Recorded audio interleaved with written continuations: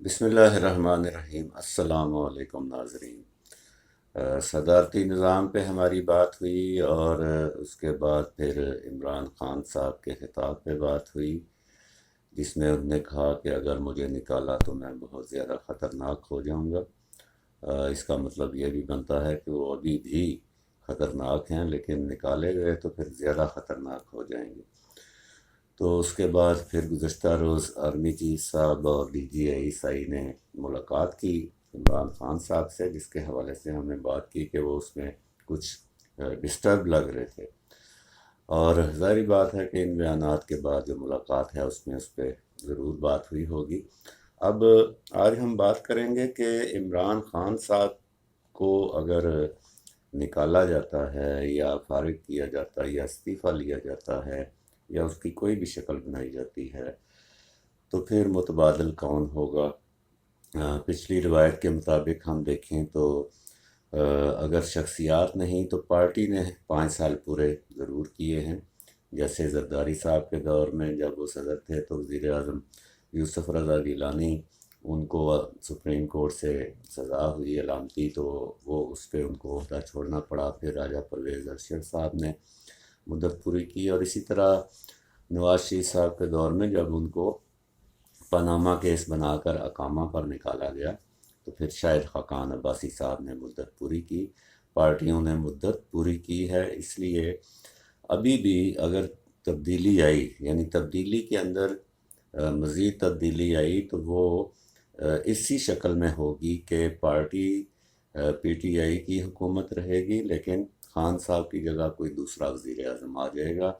وہ جو دوسرا وزیر اعظم ہے، اور اس حوالے سے بعض ہمارے دوست بھی اچھل کر سوال کرتے ہیں کہ عمران خان نہیں تو کون اور کیا آپشن ہے، اور وہ بھول جاتے ہیں کہ عمران خان صاحب خیر قائد اعظم سے بڑے تو لیڈر نہیں ہیں، اور پاکستان اس طرح نو آموز نہیں ہے جس طرح اس وقت تھا۔ 1948 میں 1 سال کے بعد ہی وہ وفات پا گئے تھے، تو پھر بھی پاکستان 24 سال چلا تھا اور پھر 71 میں جا کر ٹوٹا تھا۔ تو متبادل جو ہیں وہ تیار ہو رہے ہیں۔ شاہ محمود قریشی صاحب، وہی آج کا ہمارا موضوع ہیں۔ شاہ محمود قریشی صاحب کی جو فارن منسٹری ہے، یہ ان کے پاس زرداری صاحب کے دور میں بھی تھی، لیکن ظاہر ہے کہ وہ اس پہ مطمئن نہیں ہے۔ ایک تو فارن منسٹر کے بارے میں ہمارے ہاں کہا جاتا ہے کہ جس ایم این اے کو فارن منسٹر لگایا جائے وہ اگلا الیکشن جیت نہیں پاتا۔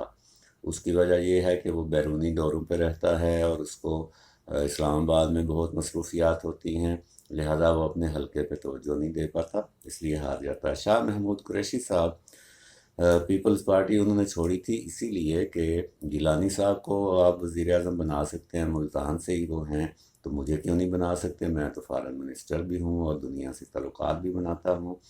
تو یہ ان کو شکوہ تھا، جس پہ اختلافات گہرے ہوئے، اور گیلانی صاحب سے ان کی مخالفت بھی تھی، تو وہ الگ ہو گئے۔ پھر نون لیگ میں جانے کی کوشش کی، وہاں کامیابی نہیں ہوئی تو پی ٹی آئی میں آ گئے، اور پی ٹی آئی میں آ کر پھر انہیں وہی فارن منسٹری ملی۔ اب وہ بطور فارن منسٹر جس طرح بہت ایکٹیو ہیں اور کام کر رہے ہیں، ان کی اصل نظر وزارت عظمیٰ کے اوپر ہے۔ اور ابھی ہم نے حال ہی میں دیکھا جب صدارتی نظام پہ بڑی بات ہو رہی تھی تو شاہ محمود قریشی صاحب نے الگ لائن لی ہے۔ پرسوں انہوں نے کہا جی صدارتی نظام ہمارا مسئلہ نہیں ہے، ہمارا مسئلہ مہنگائی ہے۔ یعنی انہوں نے ایک تو الگ لائن لی، اور دوسری جو لائن لی وہ پبلک کی لائن تھی کہ مہنگائی بہت زیادہ ہے، اور انہوں نے کہا کہ مہنگائی ختم ہونی چاہیے، صدارتی نظام کوئی ایشو نہیں ہے۔ اب دوسری طرف ہم دیکھیں تو ان کے جو لیڈر ہیں وہ صدارتی نظام پہ بہت سی تیاریاں کیے ہوئے بیٹھے ہوئے ہیں، اور اتنی تیاری ہے کہ آخرکار بلاول بھٹو صاحب کو کہنا پڑا جی ملک ٹوٹ جائے گا اگر صدارتی نظام آیا تو شاہ محمود قریشی صاحب متبادل موجود ہیں پی ٹی آئی میں، اور چونکہ وہ ایک بھرپور سیاسی پس منظر رکھتے ہیں تو ان کے دور میں اس کی بھی امید کی جاتی ہے کہ وہ اپوزیشن کے ساتھ ایک ورکنگ ریلیشن بنائیں گے اور ملک میں ایک سیاسی استحکام لائیں گے، جس کی اس وقت ہمیں اشد ضرورت ہے۔ اور اس کے نتیجے میں لازمی بات ہے کہ اپوزیشن پارٹیاں بھی ان کے ساتھ ایک اچھا ماحول بنے گا، پارلیمنٹ بھی صحیح انداز میں چلے گی، عوامی مسائل کو بھی وہ دیکھیں گے، کیونکہ وہ عوام کے اندر سے آئے ہیں اور انہوں نے دوبارہ الیکشن لڑنا ہے۔ اور اس طرح اس ملک میں جو سیاست بالکل ذاتیات پہ آئی ہوئی ہے، یہ ممکن ہو سکتا ہے کہ وہ قومی سطح پہ قومی فیصلے کرنے کے قابل ہو جائے۔ دعا کرتے ہیں کہ پاکستان کے حق میں جو بھی ہو وہ بہتر ہو۔ اللہ نگہبان۔ پاکستان زندہ باد۔